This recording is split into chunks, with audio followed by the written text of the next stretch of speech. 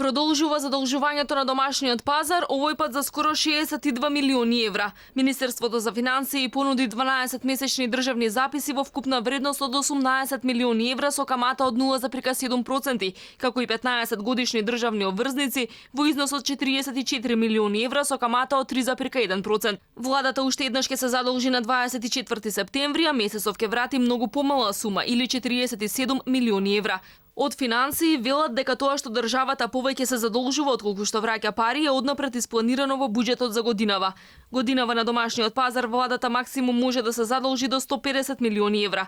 Од финансии велат дека аукцијата на државни харти од вредност наместо на 10 септември се одложила за денеска, со половина од парите ќе се покривале достасани долгови, а другата половина била за буџетски потреби. Сепак од министерството не соопштија детално каде точно ќе завршат овие пари. Во моментот нето задолжувањето преку државните хартии од вредност изнесува 58,8 милиони евра, додека планирани се 150 милиони евра со буџетот за 2019 и со одлуката за утврдување на максималниот износ на ново задолжување преку државни хартии од вредност за 2019 година, донесена од страна на владата. Во последните извештаи Европската комисија и Светска банка и препорачаа на владата да ги консолидира финансиите, да внимава како ги троши јавните пари и да ги реализира капиталните инвестиции. Јавниот долг на крајот на вториот квартал изнесуваше 46,6% од бруто домашниот производ, а државниот долг 38,4%. За само 3 месеци јавниот долг е зголемен за скоро 60 милиони евра и изнесува 5,3 милиарди евра.